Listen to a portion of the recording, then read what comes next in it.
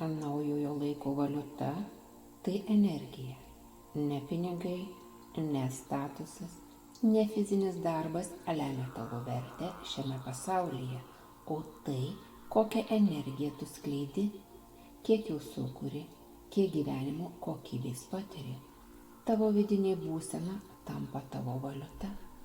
Aukštos vibracijos tai lyg didelės kupiūros visatos banke.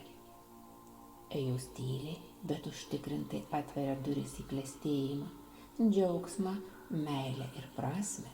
Žemos vibracijos tai smulkmė, skambanti dugne tavo piniginiais, atspindinti nuovargį, baimę, įtampą ar kaltę. Pasaulis pasikeitė.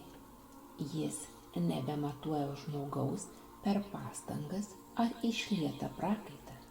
Jis reaguoja į tavo būseną, į tavo vidinį skambesį, į tai, kiek esi suderintas su savo siela.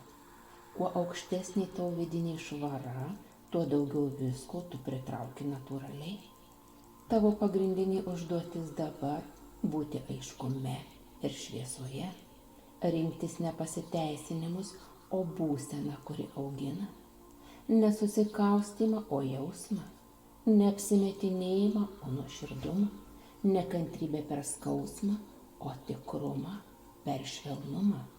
Žema vibracija – tai gyvenimas iš baimės, iš gynybos, iš noro įrodyti ar išsaugoti kontrolę. Aukšta vibracija – tai tu tikroji, tikrasis, neapsimetantis, neprisitaikantis, nebijanti būti jautri, jautrus ir galingas vienu metu.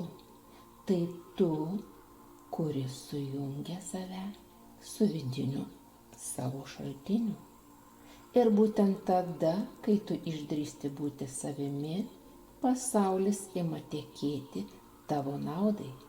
Visata, lyg atpažinusi savo dažnį, pasako: dabar tavo laikas, ir tu jauti, gyvenimas žaidžia tavo pusėje.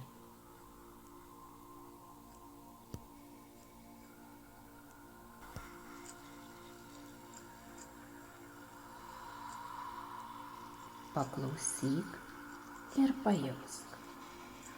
Aš esu čia. Aš esu kūne. Aš kvėpuoju. Aš jaučiu, kaip manyje kyla gyvybė.